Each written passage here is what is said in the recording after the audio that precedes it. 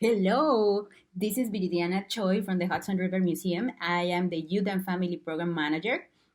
Today we're going to read this book, Tales from Outer Suburbia by Shaun Tan.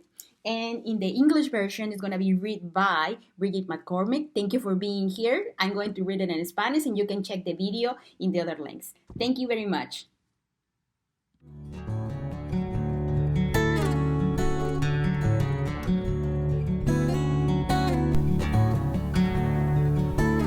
Eric by Shaun Tan. Some years ago, we had a foreign exchange student come to live with us. We found it very difficult to pronounce his name correctly, but he didn't mind. He told us to just call him Eric. We had repainted the spare room, bought new rugs and furniture, and generally made sure everything would be comfortable for him.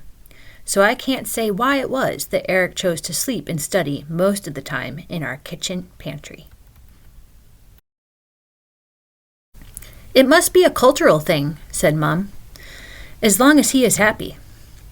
We started storing food and kitchen things in other cupboards so we wouldn't disturb him. But sometimes I wondered if Eric was happy. He was so polite that I'm not sure he would have told us if something bothered him. A few times I saw him through the pantry door gap, studying with silent intensity, and imagined what it might be like for him here in our country. Secretly, I had been looking forward to having a foreign visitor. I had so many things to show him. For once, I could be a local expert, a fountain of interesting facts and opinions. Fortunately, Eric was very curious and always had plenty of questions. However, they weren't the kind of questions that I had been expecting. Most of the time, I could only say, "I'm not really sure," or "That's just how it is." I didn't feel very helpful at all. Most of the time, Eric seemed more interested in small things he discovered on the ground. I might have found this a little exasperating, but I kept thinking about what Mom had said about the cultural thing. Then I didn't mind so much.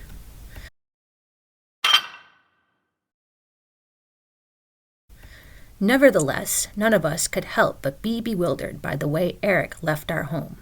A sudden departure early one morning, with little more than a wave and a polite goodbye.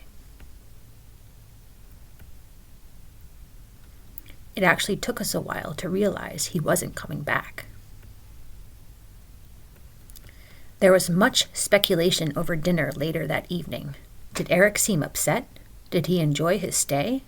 Would we ever hear from him again?